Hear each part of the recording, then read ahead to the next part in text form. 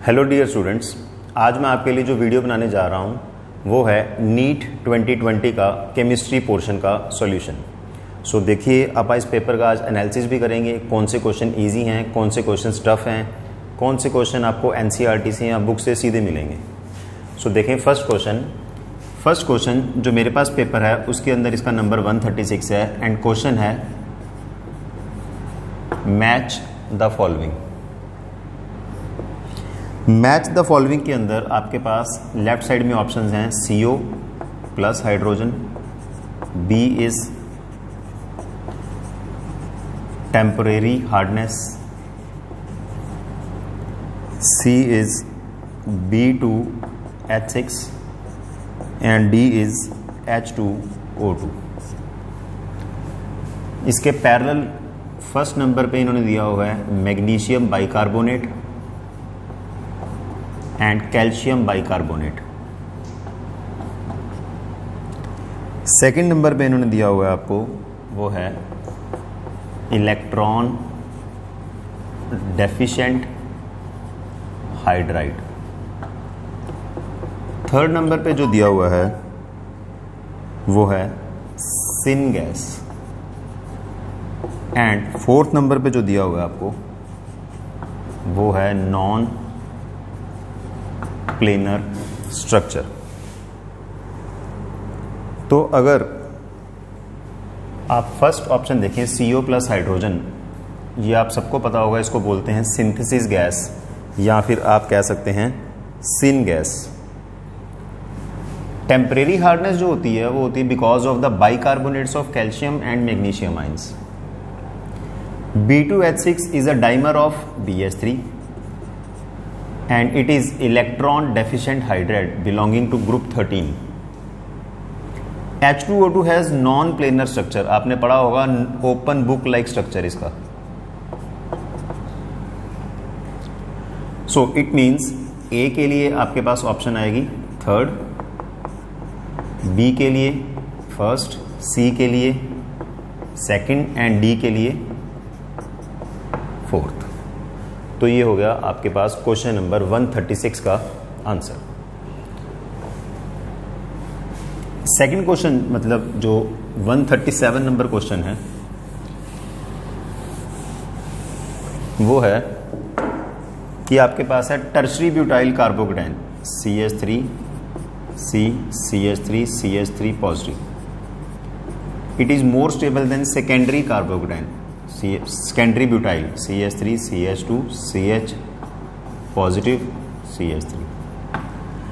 अब ये secondary butyl carbocation से ज़्यादा स्टेबल है, तो इसके इन्होंने क्वेश्चंस में जो आपकी क्वेश्चन के अंदर आपको ऑप्शंस दिए हैं, फर्स्ट ऑप्शन इन्होंने दी हुई है हाइपर कॉन्जुगेशन, सेकेंड ऑप्शन दी हुई है इन्होंने -I इफेक्ट,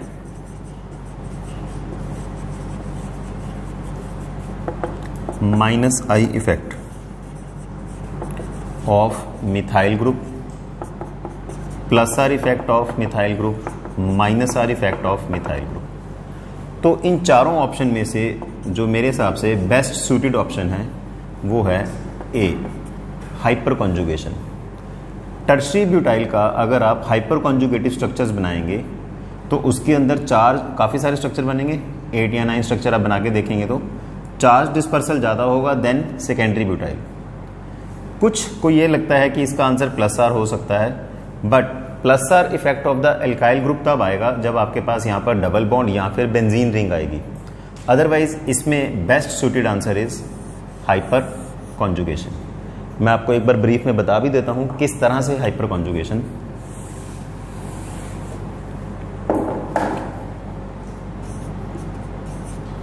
अगर आप एक मिथाइल ग्रुप को खोल के लिखें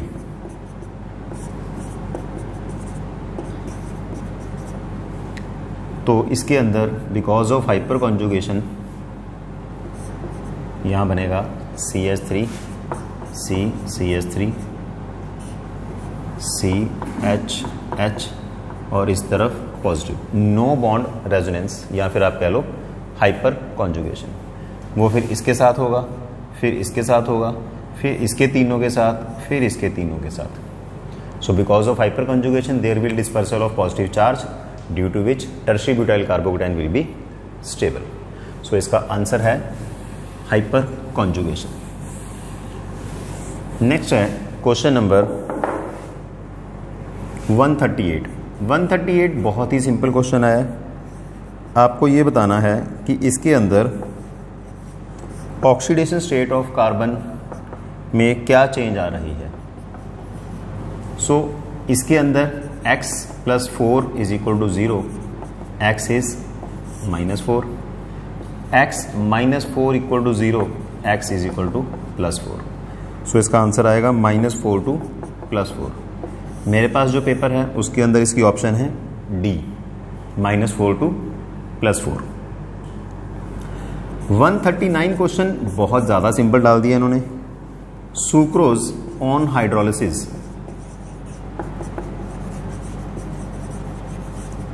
गिव्स, तो इसकी ऑप्शन में दिया हुआ इन्होंने alpha D fructose plus beta D fructose, second beta D glucose alpha D fructose, third alpha D glucose beta D glucose, fourth alpha D glucose beta D fructose. तो इस सबका आप सबको वैसे करेक्ट आंसर पता होगा। Sucrose on hydrolysis give alpha D glucose and beta D fructose. तो मैंने चारों ऑप्शन नहीं लिखी, आपको बोल के सुना दिए। आंसर इसका अल्फा-D ग्लूकोज एंड बीटा-D फ्रुक्टोज। 139 के बाद 140 जो क्वेश्चन है वो इससे भी इजी है। Cr2 पॉजिटिव की आपको उन्होंने पूछी है magnetic moment. Chromium 2 positive, chromium की कॉन्फ़िगरेशन होती है आर्गन 18 3d5 4s1। सो क्रोमियम 2 पॉजिटिव की कॉन्फ़िगरेशन क्या हो जाएगी, आर्गन 18 3d4। 3d4 का मतलब हमारे पास कितने अनपेयर डी इलेक्ट्रॉन हो गए, 4। मैग्नेटिक मोमेंट का फॉर्मूला होता है n × n+2 Bohr magneton. n की वैल्यू 4, 4 × 4+2, ये आ गई आपके पास √24। सो ऑप्शन के हिसाब से जो करेक्ट आंसर है वो है 4.90 बोहर मैग्नेटोन। √25 होता है 5, तो 5 से थोड़ा सा कम 4.90। सो जो मैंने अभी तक आपको ये 5 क्वेश्चन करवाए हैं, मेरे हिसाब से पांचों काफ़ी सिंपल कैटेगरी के क्वेश्चन थे। नेक्स्ट क्वेश्चन ये भी बहुत ज़्यादा सिंपल है।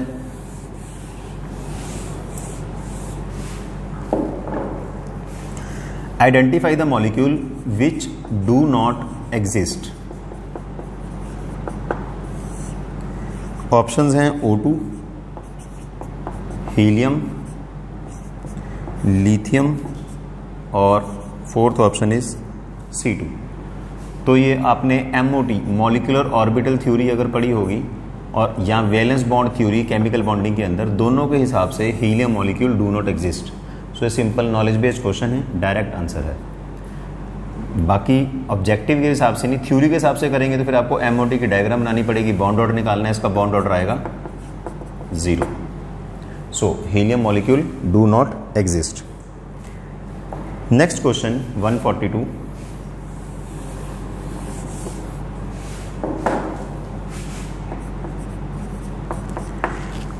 में ये है कि sulphur which of the following oxo acid of sulphur has OO linkage, in which compound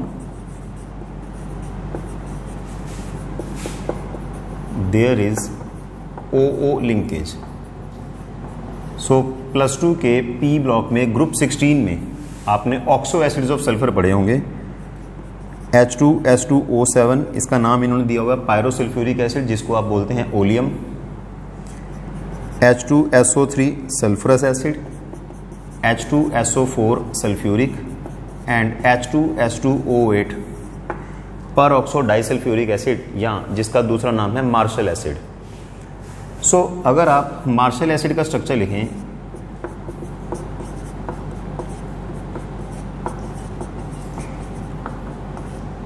आप वैसे बिना स्ट्रक्चर लिखे भी इसको कर सकते हैं। जब ये जहां क्वेश्चन दिया हुआ है, इसका नाम दिया हुआ है पर ऑक्सो डाइसल्फ्यूरिक एसिड, आप इसी से हिंट ले सकते हैं पर ऑक्सो। पर oxo means O2 2 negative, means O bond O तो इसमें होगा ही होगा। तो इसका आंसर क्या आएगा आपके पास? Marshall's acid peroxodisulphuric acid. Next है 143rd क्वेश्चन।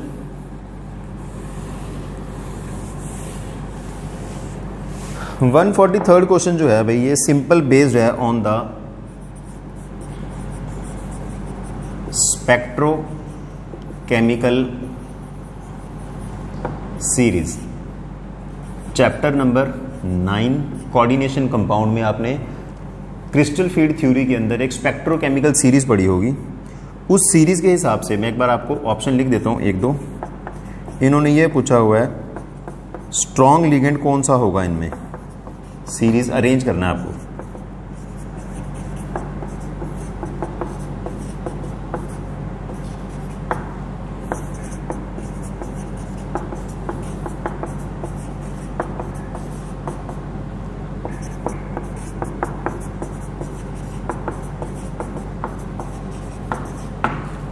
इतना सबको पता होगा भाई इनमें से साइनाइड एक स्ट्रॉन्ग लिगेंड है। और फिर अगर आपने इसकी लिमिटेशंस पढ़ी होंगी, देखो रट्टा नहीं मार सकते आप सीरीज को इतना, लिमिटेशंस में आपने पढ़ा होगा कि जो हेलाइड हैं चाहे इनके ऊपर नेगेटिव चार्ज है बट फिर भी ये वीक लिगेंड है, तो ये वीक ये strong, so answer is 4th। सो ये डायरेक्ट क्वेश्चन था। हाँ, ये कुछ बच्चों को डिफिकल्ट लग सकता है क्योंकि सबको सीरीज याद नहीं होती।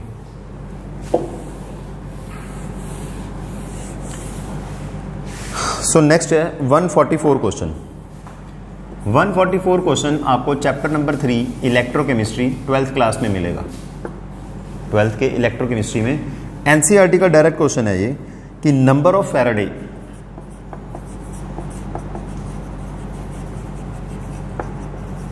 required to produce 20 gram calcium from molten CaCl2। तो इसके अंदर देखिए आप बिल्कुल simple, calcium 2 positive plus 2 electron gives calcium. इसका मतलब 2 फैराडे विल डिपॉजिट या will produce calcium is equal to 40 gram, 1 mole होता है हमेशा। क्वेश्चन में आपको कितना पूछा है? 20 ग्राम। सो 20 ग्राम के लिए कितने फैराडे हो जाएंगे? 1 फैराडे। सो बस खत्म। एनसीईआरटी में डायरेक्ट क्वेश्चन दिया हुआ है बैक एक्सरसाइज के अंदर ही आपको। इस बार बहुत सारे क्वेश्चन हैं जो डायरेक्ट एनसीईआरटी में से ही आए हैं।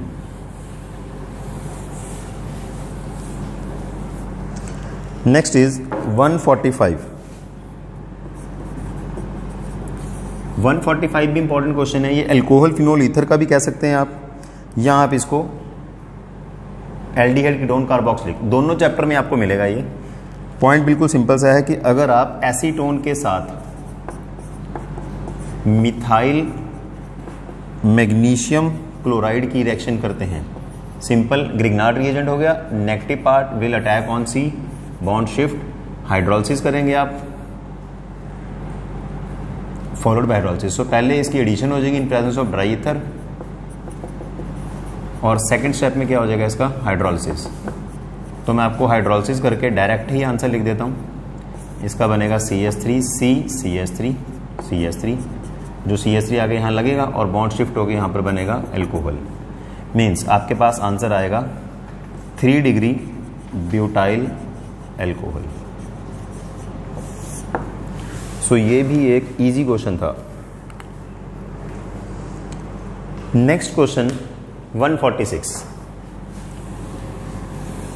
146 फिर दोबारा से क्रैमिंग का क्वेश्चन है, बट क्वेश्चन बिल्कुल सिंपल है। जो आपने आपको बताता हूँ चैप्टर भी, chapter number 16 12th class chemistry in everyday life, उसके अंदर आपने पढ़े होंगे केटाइनिक डिटर्जेंट, उसका आपने एग्जाम्पल सुना होगा सीटाइल ट्राईमिथाइल अमोनियम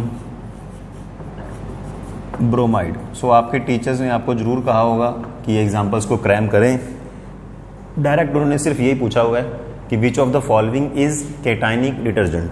तो ऑप्शन में दिया हुआ है सोडियम डोडेकाइल बेंजीन सल्फोनेट, ये एनाइनिक है। सोडियम लॉरेल सल्फेट, ये एनाइनिक है। सोडियम स्टीरेट और सीटाइल trimethyl ammonium bromide. So option is सीटाइल trimethyl ammonium bromide. Next 147th question.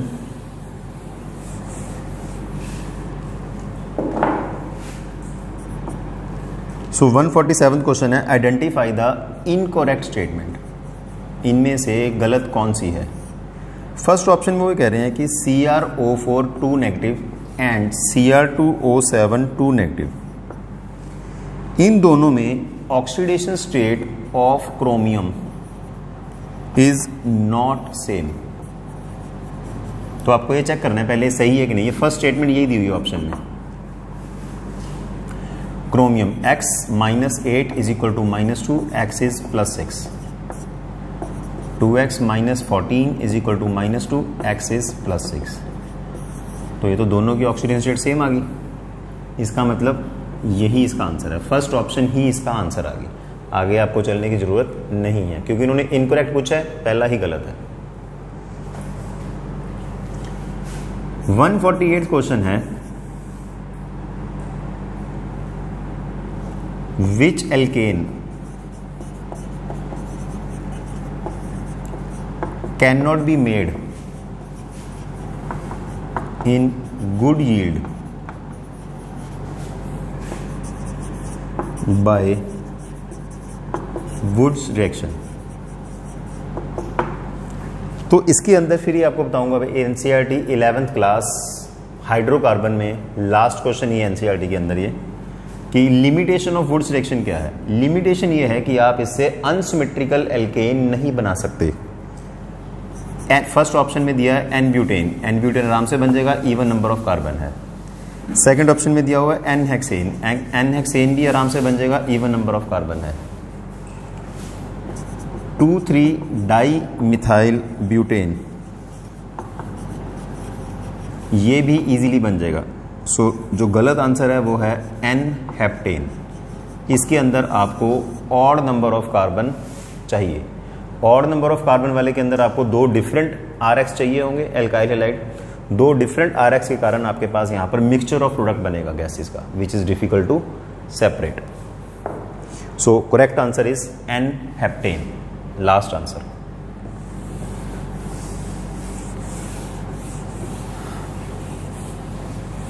One 149th question फिर आपका 12th का P ब्लॉक में से आया है। क्वेश्चन ये है कि आपके पास यूरिया है NH2CO NH2। अगर आप यूरिया की हाइड्रोलिसिस करते हैं तो देखिए क्या बनेगा।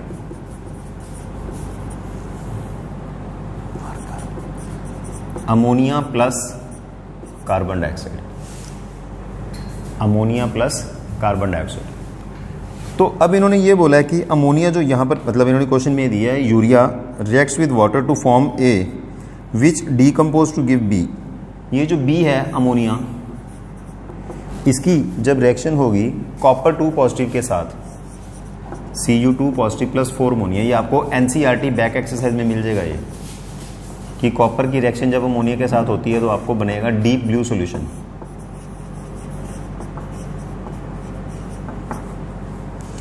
सो क्वेश्चन था identify the formula of C।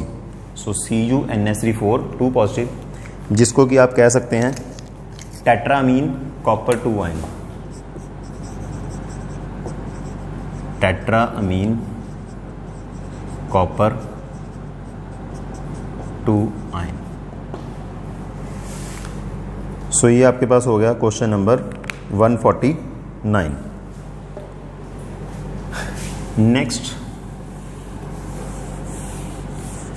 Next अब न्यूमेरिकल है आपके पास क्वेश्चन नंबर 150। नॉर्मली अपने स्टूडेंट्स को ये बोलता हूँ भाई कि मेडिकल वाले बच्चों को बहुत टफ न्यूमेरिकल करने की ज़रूरत नहीं है, काफ़ी इजी न्यूमेरिकल आते हैं। ये जो न्यूमेरिकल आया है +2 सॉल्यूशन चैप्टर का है, डिप्रेशन इन फ्रीजिंग पॉइंट का। इसमें फॉर्मूला लगता है delta TF is equal to KF WB MB WA into 1000। अब मैं आपके लिए स्टेटमेंट पढ़ देता हूँ।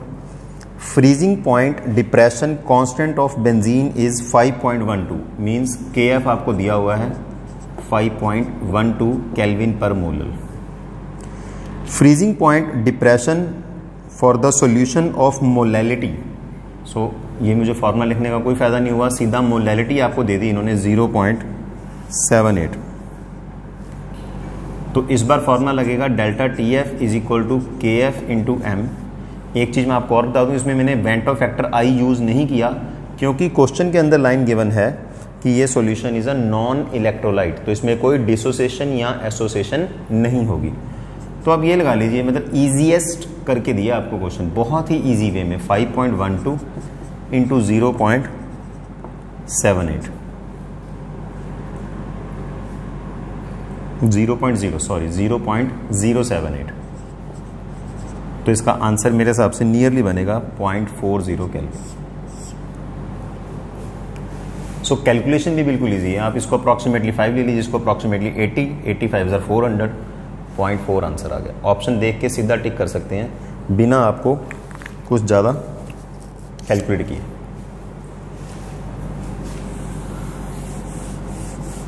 नेक्स्ट देखिए 151 नंबर।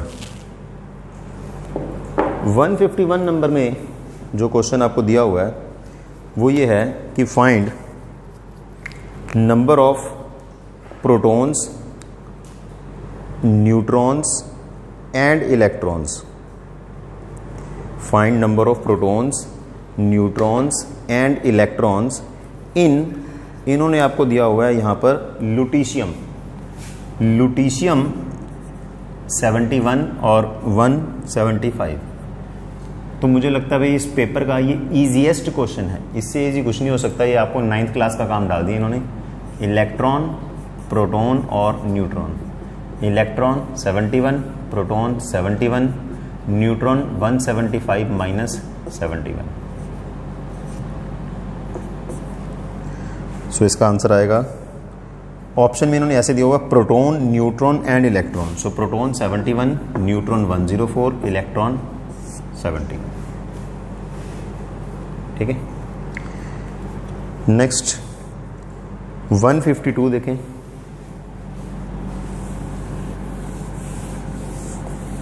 वन 152 भी इजी क्वेश्चन है। हेलो एल्केन हेलोरीन का कंसेप्ट यूज होगा इसके अंदर।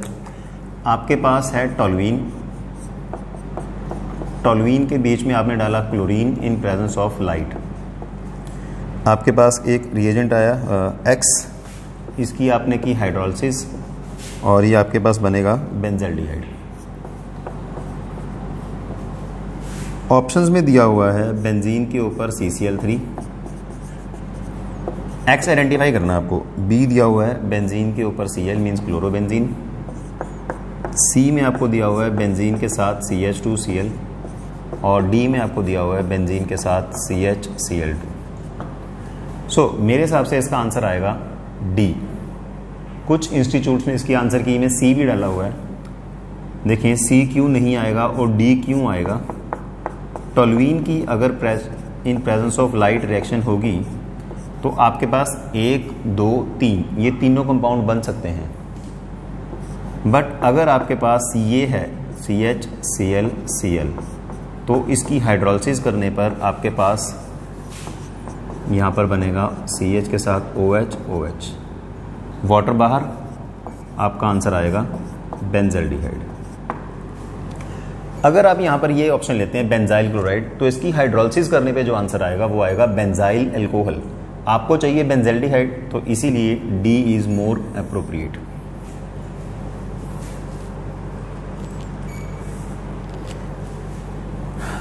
वन 153rd क्वेश्चन फिर अगेन क्रैमिंग वाला क्वेश्चन है।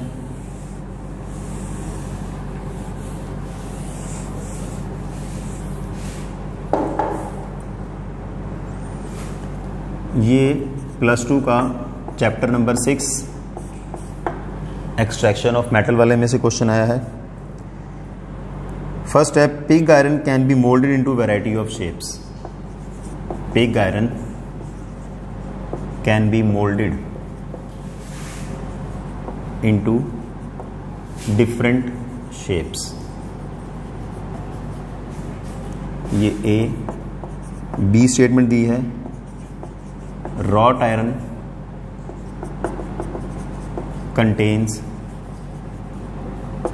4% कार्बन. C दिया हुआ है, blister in copper is due to evolution of CO2. And D option दिया हुआ है कि वेपर फेज रिफाइनिंग में निकल के लिए जो आप यूज करते हैं वो है वैन आर्कल प्रोसेस. क्वेश्चन है आपको आइडेंटिफाई करनी है correct statement. So correct statement इसका आंसर फर्स्ट है, बट मैं फिर भी आपको बता दूं बाकी आंसर क्यों नहीं है. रॉट आयरन कंटेन्स 4% की बजाय आएगा 0.5. Blister in the copper is because of the evolution of sulphur dioxide not carbon dioxide. निकल के लिए जो प्रोसेस है वेपर फेज रिफाइनिंग में उसका नाम है मॉन्ड प्रोसेस, ना कि वैन आर्कल. वैन आर्कल होता है जर्कोनियम और टाइटेनियम के लिए. So first option is correct. Question था which is correct option. So first pig iron.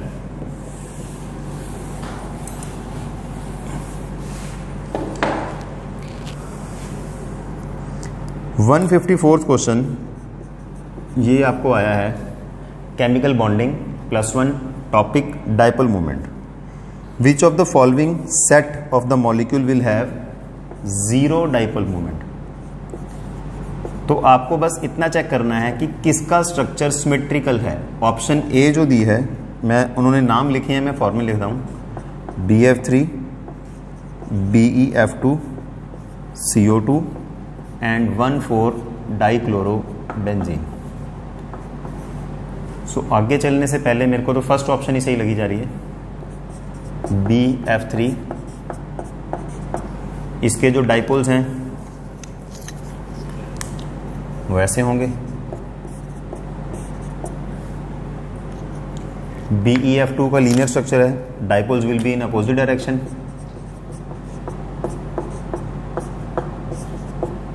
CO2 का लीनियर स्ट्रक्चर है, dipole will be in opposite direction. और ये तो आपके पास सिंपल पैरा डाइक्लोरोबेंजीन है, डाइपोल इन अपोजिट डायरेक्शन.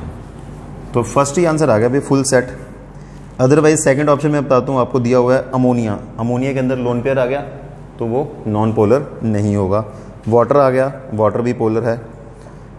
इसके अलावा एक ऑप्शन दिया हुआ है 1,3 डाइक्लोरोबेंजीन, मतलब मेटा. मेटा वाले में डाइपोल मोमेंट कम होगी ऑर्थो से, पर 0 नहीं होगी. और इसके अलावा NF3 दिया हुआ है नाइट्रोजन ट्राइफ्लोराइड, वो भी पोलर है. हाँ, अमोनिया से कम होगा बट पोलर होगा. क्वेश्चन है 0 डाइपोल मोमेंट, तो 0 में यही सेट आएगा.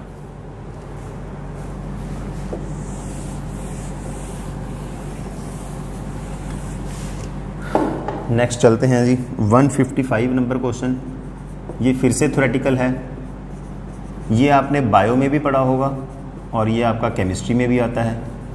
पेपर क्रोमेटोग्राफी, बायो में भी इसका प्रैक्टिकल है 11th क्लास में, केमिस्ट्री में भी इसका प्रैक्टिकल है 12th क्लास में. ये किसका एग्जाम्पल है? ऑप्शन में दिया हुआ है column chromatography, adsorption chromatography, partition chromatography और थिन लेयर क्रोमेटोग्राफी. तो ये एग्जाम्पल है थिन लेयर क्रोमेटोग्राफी का.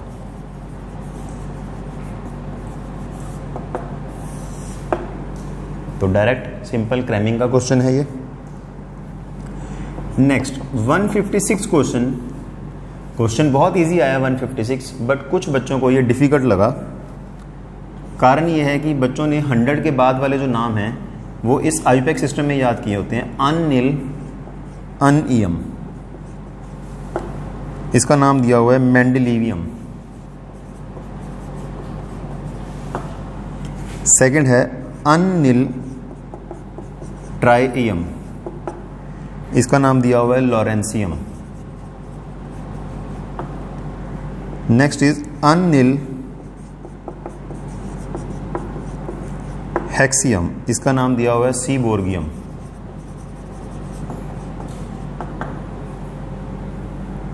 और लास्ट है अनईयम 111, इसका नाम इन्होंने दिया हुआ है डर्मेस्टेडियम।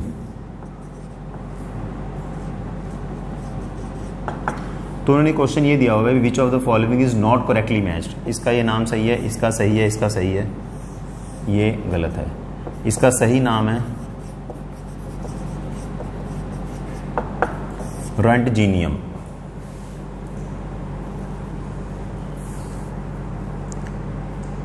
Next 157 question.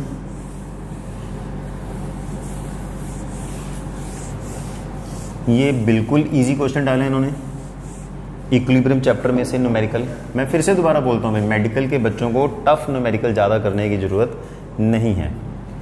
इक्विलिब्रियम में आयनिक इक्विलिब्रियम का न्यूमेरिकल है। हर बुक में नॉर्मली जो एक्सरसाइज दी होती है सब में दिया हुआ है, ये प्रदीप की बुक में दिया हुआ है ये। तो इसके अंदर क्वेश्चन दिया हुआ है फाइंड सॉल्युबिलिटी ऑफ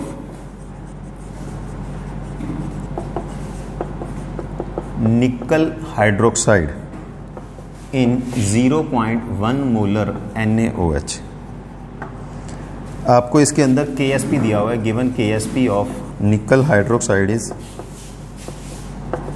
2 × 10⁻⁻15। अब देखिए निकल हाइड्रोक्साइड जो है वो देगा Ni2 positive plus 2OH 1 negative. S2S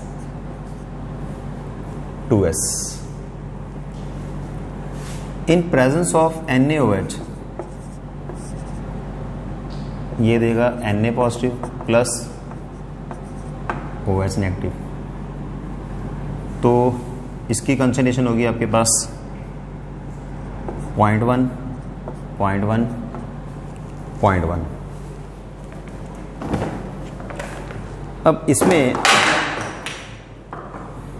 इसमें आगे आपको क्या करना है, आपको थ्योरी जो लगानी है वो इसमें लगेगी कॉमन आयन इफेक्ट की थ्योरी। कॉमन आयन इफेक्ट के अंदर आप देखिए कॉमन आयन कौन सा है इसके अंदर। कॉमन आयन इफेक्ट में कॉमन आयन कौन सा आपके पास OH नेगेटिव।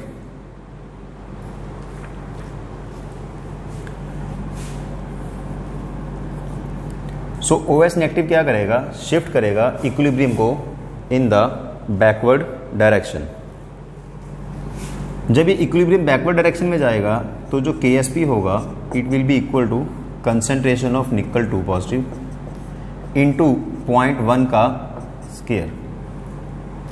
अब यहां पर 0.1 का स्केयर क्यों आएगा, क्योंकि जो कंसंट्रेशन ऑफ OH नेगेटिव है वो आपके पास होगी 2S प्लस 0.1 पर निकल हाइड्रोक्साइड एक स्पेरिंगली सॉल्युबल 2S की वैल्यू क्या होगी, काफी कम। सो 0.1 KSP की वैल्यू है 2 × 10⁻⁻15। सो निकल 2 पॉजिटिव की कंसंट्रेशन क्या होगी 2 × 10⁻⁻13। कंसंट्रेशन ही सॉरी सॉल्युबिलिटी क्या होगी, आप इसको S लिख लीजिए। सो S इज 2 × 10⁻⁻13। नेक्स्ट है which of the following is natural polymer. Which of the following is natural polymer. Options ये बिल्कुल सिंपल थ्योरेटिकल क्वेश्चन है, मैं आपको ऐसे करवा देता हूँ। Poly butadiene acrylonitrile. Second is cis 1,4 polyisoprene. Third is polybutadiene styrene.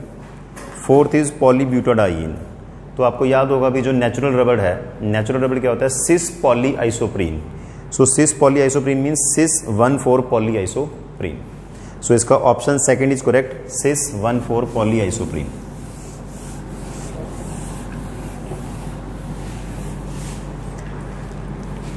Next है इसके बाद reaction between benzaldehyde and acetophenone. आपको जस्ट ये बताना है कि in presence of dilute NaOH इस रिएक्शन का नाम क्या है। ऑप्शन में दिया हुआ दो ऑप्शन है, क्रॉस एल्डोल और एक एल्डोल, क्रॉस कैनिजारो और एक कैनिजारो। सो कैनिजारो तो बिल्कुल नहीं है, ये एल्डोल है। एल्डोल के अंदर ये दोनों डिफरेंट हैं, तो इसका मतलब ये रिएक्शन क्या है, क्रॉस एल्डोल। इसके अंदर अल्फा एच हैं, तो अल्फा एच है, ये क्या करेंगे, अपने पास बेस अटैक करेगा, एनायन बनेगा, वो इसके ऊपर अटैक कर लेगा। अगर इसमें एब्सेंस ऑफ अल्फा एच होता फिर क्या निजारो हो सकती थी, due to presence of alpha H ये एल्डोल है, दोनों डिफरेंट की वजह से ये क्रॉस एल्डोल है।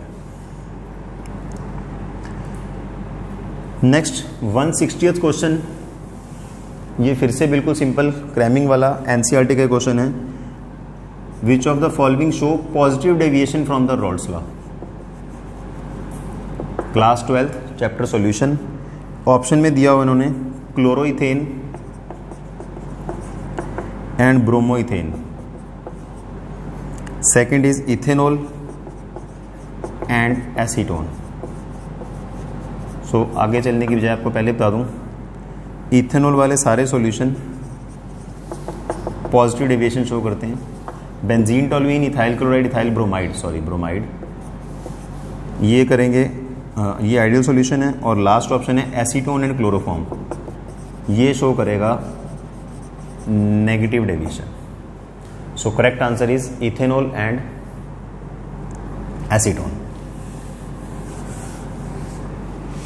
नेक्स्ट 161 क्वेश्चन है काइनेटिक्स चैप्टर का। Rate constant of a first order reaction, के की वैल्यू आपको दी हुई है 4.606 इंटू 10⁻³ सेकेंड इनवर्स। आप ये भी देखिए, नोट करें, न्यूमेरिकल जो भी आए हैं, फिर दोबारा कह रहा हूँ, नीट में न्यूमेरिकल इजी आते हैं, जो भी न्यूमेरिकल आए हैं उनकी कैलकुलेशन कितनी इजी दी हुई है। Time required to reduce 2 gram, A naught is 2 gram, final कितना करना है आपको 0.2 ग्राम। सो फॉर्मूला आपके पास T is 2.303 upon K log A naught by A, 2.303 upon K log A naught by A, ये आपके पास बनेगा 10, लॉग 10 इज 1, तो इसका काम खत्म। ये आपके पास आ गया 2 और ऊपर आ गया 1000, सो 1000/2। सो कैलकुलेशन भी बहुत इजी है, 500 second is the answer. Next question फिर से क्रैमिंग वाला थ्योरेटिकल क्वेश्चन है। HCl gas was passed through solution of calcium chloride, magnesium chloride and NaCl, which of the following compound will crystallize. तो इसका answer आएगा NaCl, क्योंकि Cl negative ion की concentration due to HCl increase हो जाएगी, जिस कारण से excess Cl negative ions Na positive के साथ कंबाइन करके जल्दी क्रिस्टलाइज हो जाएंगे। सो इसका आंसर आएगा, ऑप्शन में दिया हुआ है तीनों, means NaCl, MgCl2, CaCl2, both MgCl2 and CaCl2, only NaCl, only MgCl2। So answer है ओनली NaCl। 163rd क्वेश्चन जो आपको मैं करा रहा हूं, ये AIPMT, मेडिकल में कई लोग कहते हैं क्वेश्चन रिपीट नहीं होते, 2011 में आया ये question. Which of the following option is correct for the free expansion of gas, ideal gas under adiabatic condition.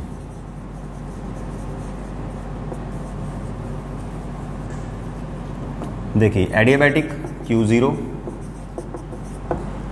W0 और डेल्टा T भी 0, तो इसका आंसर आएगा Q0, डेल्टा T0, W0। सो बिल्कुल सिंपल डायरेक्ट क्वेश्चन है। 164th क्वेश्चन जो है, ये इस साल मेरे हिसाब से कंट्रोवर्शियल क्वेश्चन में जाएगा। 164 में इन्होंने दिया हुआ है CO2 gas is used as refrigerant for ice cream. दूसरी ऑप्शन दी है जो फुलरीन है C60, उसके अंदर 12 6 मेंबर रिंग है,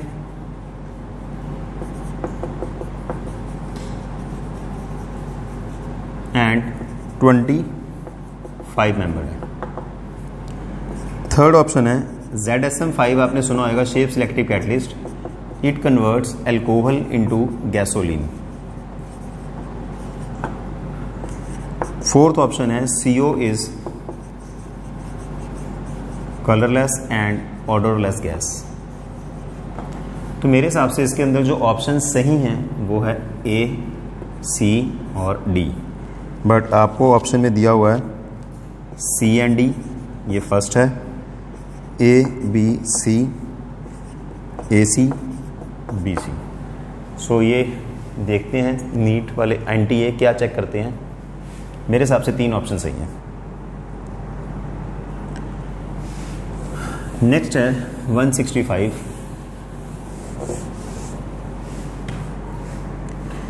165 में सुक्रोज की हाइड्रोलिसिस आपने की अगर, तो इसमें बनेगा ग्लूकोज और फ्रक्टोज। क्वेश्चन में दिया हुआ है कि Kc is 2 × 10⁻13 at 300 kelvin, then find delta G naught. So delta G naught का फॉर्मूला होता है -RT natural log Kc minus R is 8.314, temperature 300, log 2 × 10⁻13। तो फिर से कह दूँगा भाई न्यूमेरिकल कितने इजी हैं, आपको इसकी कैलकुलेशन पूछी ही नहीं। जो चारों ऑप्शंस दी हुई हैं वो डायरेक्ट इसी फॉर्म में दी हुई हैं, कोई कैलकुलेशन नहीं करनी है आपको। नेक्स्ट क्वेश्चन जो आया है आपको 166, वो फिर से बहुत इजी क्वेश्चन आया है। आप सबने सुना होगा कार्बाइल अमीन टेस्ट। कार्बाइल अमीन टेस्ट कौन शो करता है? एक तो प्राइमरी एलिफेटिक अमीन और दूसरा एनिलीन। तो इन्होंने क्वेश्चन में ये पूछा हुआ है कि which of the following will give carbylamine test, तो आंसर आएगा एनिलीन। बाकी ऑप्शन में लिख देता हूं आपके लिए।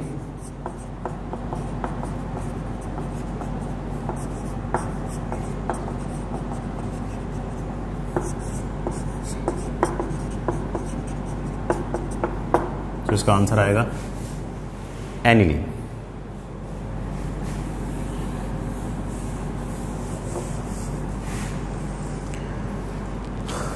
नेक्स्ट है सिंपल ओजोनोलिसिस का question. Which alkene on ozonolysis give methanal.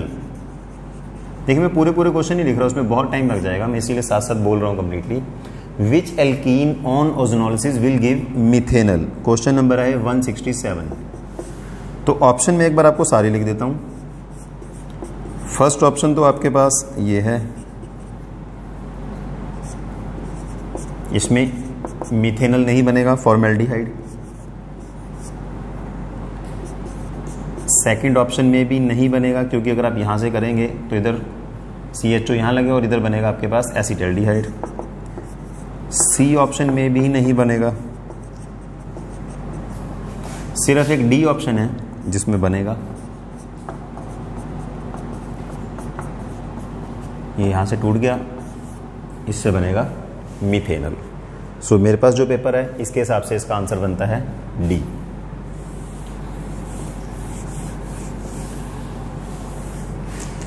One 168 फिर से एनसीईआरटी का क्वेश्चन है, अल्कोहल फिनोल ईथर का एनिसोल। एनिसोल होता है बेंजीन के ऊपर OCH3। इसकी आपको रिएक्शन करनी है विद HI। तो ऑप्शन में डिफरेंट दिए, उन्होंने पूछा क्या बनेगा, तो इसका जो सही आंसर है मैं आपको वो लिख के दे रहा हूं, फिनोल प्लस CH3I। इस तरफ से क्लीवेज हो जाएगी, यहां H यहां I। 169 क्वेश्चन है 2-ब्रोमोपेंटेन। ये होगा 2-ब्रोमोपेंटेन।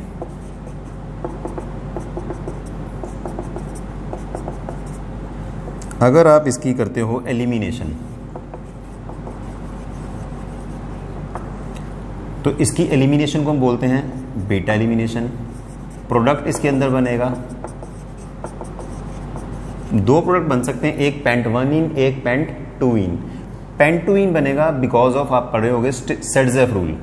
सेडजेफ रूल का दूसरा नाम होता है जेडसेफ, जेडसेफ रूल। तो पेपर में इन्होंने ये भी दिया हुआ है जेडसेफ रूल। थर्ड, इस रिएक्शन को हम ये बोलते हैं D hydro, removal of hydrogen and halogen, D hydro halogenation. So 4 option में पहली ऑप्शन दी उन्होंने कि कौन कौन से पॉइंट सही है। पहला ऑप्शन दिया बीटा एलिमिनेशन, ये सही है। सेकंड दिया ज़ेडज़ेफ रूल, ये भी सही है। थर्ड ऑप्शन दिया डीहाइड्रोहेलोजिनेशन, ये भी सही है। फोर्थ ऑप्शन में उन्होंने दिया हुआ है dehydration of alcohol, dehydration, dehydration means removal of water, वो ऑप्शन यहाँ पर फिट नहीं बैठती। तो इसका आंसर क्या आएगा, ए बी सी, तीनों आंसर सही है। नेक्स्ट क्वेश्चन फिर से थोड़ा कंट्रोवर्शियल रहेगा, इसमें आपको ये देखना पड़ेगा एनटीए क्या आंसर चेक करती है। क्वेश्चन है increase in the concentration of reactant, increase in the concentration of reactant will change. अगर इंक्रीज या डिक्रीज बोलते तो फिर कुछ और बनता क्वेश्चन, बट इन्होंने सिर्फ ये बोला विल चेंज। फर्स्ट है कोलिजन फ्रीक्वेंसी, सेकंड है एक्टिवेशन एनर्जी, थर्ड है हीट ऑफ रिएक्शन, फोर्थ है थ्रेशोल्ड एनर्जी। सो इसमें अलग अलग थ्योरी के हिसाब से वैसे तो चारों आंसर फिट बैठ सकते हैं, बट मेरे हिसाब से ये दो ज़्यादा करेक्ट ऑप्शन है। अब देखना होगा एनटीए इनमें से क्या ज़्यादा सही चेक करती है। 171 नंबर क्वेश्चन फिर से बहुत ही ज़्यादा आसान आया है कि इनमें से बेसिक अमीनो एसिड कौन सा है, basic amino acid. So option दी हुई हैं लाइसीन, सेरीन, एलानिन और टायरोसिन। सो ये आपको पता होगा lysine NH2 CH COOH CH2 CH2 CH2 CH2 और NH2। तो इसके अंदर दो NH2 ग्रुप आ गए, ये आपके पास हो गया basic amino acids. Next 172 number जो क्वेश्चन है ये डायरेक्ट फिर से थ्योरी का क्वेश्चन है। एनसीईआरटी में आपको direct 11th class S block chapter में लाइन मिलेगी, मैं लाइन पढ़ देता हूँ आपके लिए। The following metal ion activates many enzymes, participates in the oxidation of glucose to produce ATP, and with sodium it is responsible for transmission of nerve signals। तो इसकी ऑप्शन में दिया है potassium, iron, copper and calcium. अगर आप NCERT पढ़ते हैं या कोई भी बुक पढ़ते हैं तो उसमें ग्रुप 1 के एंड में दिया हुआ आपको biological significance of sodium and potassium, तो उसके अंदर आपको ये लाइन डायरेक्ट मिलेगी, आंसर है पोटाशियम। नेक्स्ट जो क्वेश्चन है वो फिर से डायरेक्ट एनसीईआरटी की बैक एक्सिस से पूछ लिया इन्होंने। 173 क्वेश्चन जो है 2Cl gives Cl2। Thermodynamics chapter की एनसीईआरटी में आपको 18th क्वेश्चन मिलेगा, predict the sign of delta H and delta S। इस रिएक्शन के अंदर दो एटम मिलके एक मॉलिक्यूल बना रहे हैं, बॉन्ड फॉर्मेशन होगा तो एनर्जी रिलीज होगी delta S negative, number of moles कम हो रहे हैं 2 से 1 डेल्टा S नेगेटिव। तो उन्होंने सिर्फ ये क्वेश्चन पूछा था भाई साइन क्या होंगे डेल्टा H और डेल्टा S के। सो हम बढ़ रहे हैं धीरे धीरे एंड की तरफ। Question number 174। 174 फिर से काफी इजी है। CO BaO Al2O3 and Cl2O7 इसमें मैच करने हैं, बट मैं आपको डायरेक्ट बता देता हूं। उन्होंने पूछा है कि कौन सा oxide neutral, basic, acidic and amphoteric है। सो Cl2O7 आपको पता होगा ये एसिडिक ऑक्साइड है, Al2O3 एम्फोटेरिक है, BaO is basic oxide group 2 का हो गया, और CO इज न्यूट्रल। तो ऑप्शन उसके हिसाब से आप सेट कर सकते हैं। नेक्स्ट क्वेश्चन 175 फिर से इजी क्वेश्चन है। सरफेस केमिस्ट्री में आपने पढ़ा होगा जीटा पोटेंशियल। तो इन्होंने ये बोला है कि जीटा पोटेंशियल जो है इट इज हेल्पफुल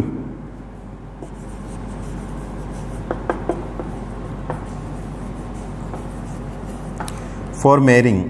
फर्स्ट है size of colloidal particle, second है विस्कोसिटी, थर्ड है stability and fourth is solubility. So direct ये आप सबको पता होगा, जीटा पोटेंशियल में stability of colloidal sol effect होती है। मींस जीटा पोटेंशियल से अपने को ये पता चलता है कि कोलाइडल सोर्स स्टेबल है या नहीं है। नेक्स्ट क्वेश्चन जो है 176, ये फिर से स्टेट्स ऑफ मैटर चैप्टर का न्यूमेरिकल है। आपको नाइट्रोजन दी है 7 ग्राम, आर्गोन दी हुई है 8 ग्राम, टोटल प्रेशर दिया हुआ है आपको 27 बार। आपको निकालना है पार्शियल प्रेशर ऑफ नाइट्रोजन। तो इसमें फॉर्मूला था PA is equal to XA into P total. X number of moles of nitrogen 7/28, 7/28 plus 8 argon का molar mass 40, P total is 27। तो इसको सिंपली आपको सॉल्व भी करना है। ये होगा 0.25 प्लस 0.2 इंटू 27। सो ये बनेगा आपके पास 0.25 over 0.45 into 27, 593। So answer is 15 बार। इसमें भी कैलकुलेशन काफ़ी इजी थी। नेक्स्ट क्वेश्चन फिर से पी ब्लॉक। सो मुझे लग रहा है अभी पी ब्लॉक से काफ़ी सारे क्वेश्चन आ गए हैं इस बार, और वो भी थ्योरेटिकल पार्ट ही ज़्यादा डाला है इन्होंने। कार्बन मोनोऑक्साइड के बारे में इन्होंने बोला कि कौन सी बात गलत है। Which of the following statement is incorrect? It is produced due to incomplete combustion, ये बिल्कुल सही बात है। इट फॉर्म्स कार्बोक्सी हीमोग्लोबिन, ये भी सही है। It reduces oxygen carrying ability of blood, ये आपने एक क्वेश्चन पढ़ा होगा इस चैप्टर में भी, ये एस ब्लॉक में भी, प्लस लास्ट चैप्टर जो आपका है एनवायरमेंट केमिस्ट्री, उसके अंदर आपने क्वेश्चन पढ़ा होगा CO is more poisonous than CO2। तो last option carboxy haemoglobin is less stable than oxy haemoglobin, ये गलत है। कार्बोक्सी हीमोग्लोबिन जो है वो ऑक्सी हीमोग्लोबिन से ज़्यादा स्टेबल होती है, इसी कारण से वो आपकी ऑक्सीजन कैरिंग कैपेसिटी को धीरे धीरे क्या कर देती है, कम। नेक्स्ट सॉलिड स्टेट में से क्वेश्चन आया है 178। फिर से बहुत ही ज़्यादा आसान क्वेश्चन आया है कि आपको BCC के अंदर क्या दिया हुआ है, एज लेंथ, आपको निकालना क्या है, रेडियस। BCC के लिए फॉर्मूला होता है 4r is equal to under root 3a। 4r मतलब आपको निकालना है r, so r is under root 3/4 into a की वैल्यू कितनी है 288। अब फिर मैं एक ही लाइन बार बार बोली जा रहा हूँ, न्यूमेरिकल कितने इजी हैं, इन्होंने कैलकुलेशन भी नहीं पूछी, बस ये आंसर है। आगे आंसर निकाला ही नहीं, कैलकुलेशन ही नहीं, चारों ऑप्शन इसी फॉर्म में दिए हुए हैं। 179 और 180 बस दो क्वेश्चन रह गए आपके। 179 है, ये आपको NCERT में भी मिल जाएगा फर्स्ट चैप्टर की। Which has maximum number of atom, 1 gram lithium, 1 gram silver, 1 gram magnesium, 1 gram O2। तो मैं आपको सबके निकाल देता हूँ। लिथियम का एटॉमिक मास होता है 7, तो 7 ग्राम में एटम्स कितने होंगे, एवोगैड्रो, तो एक में Avogadro by 7, Avogadro by 108, Avogadro by 24। इसमें आएंगे Avogadro molecules, 2 Avogadro atoms divide by 32 means Avogadro by 16। तो सबसे बड़ी टर्म क्या होगी आपके पास, 1 ग्राम लिथियम। लास्ट क्वेश्चन बहुत ही सिंपल इलेक्ट्रोकेमिस्ट्री का, on electrolysis of dilute sulphuric acid using platinum electrode. So अगर आप डाइल्यूट सल्फ्यूरिक एसिड की इलेक्ट्रोलिसिस करते हैं तो यानी कि बेसिकली आप किसकी इलेक्ट्रोलिसिस कर रहे हैं, वाटर की। सो आपके पास इस तरह से होगा H positive OH negative, sulphuric acid देगा H पॉजिटिव और सल्फेट आयंस। सॉल्यूशन डाइल्यूट है तो कैथोड के ऊपर आएगा H पॉजिटिव,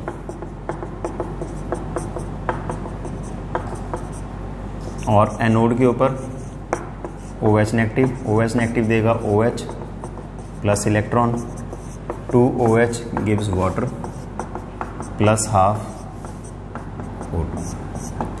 तो क्वेश्चन उन्होंने ये पूछा था product obtained at the anode will be. So anode पे क्या आएगी आपके पास, ऑक्सीजन गैस। सो ये है भाई आपके नीट 2020 का कंप्लीट सॉल्यूशन। हो सकता है कुछ एक आध आंसर में प्रॉब्लम हो, बट मैंने अपनी तरफ से बेस्ट जितना हो सकता था उतना आपको बता दिया। फिर भी अगर आपको कोई भी प्रॉब्लम आए तो आप मुझे पोस्ट कर सकते हैं। Thank you.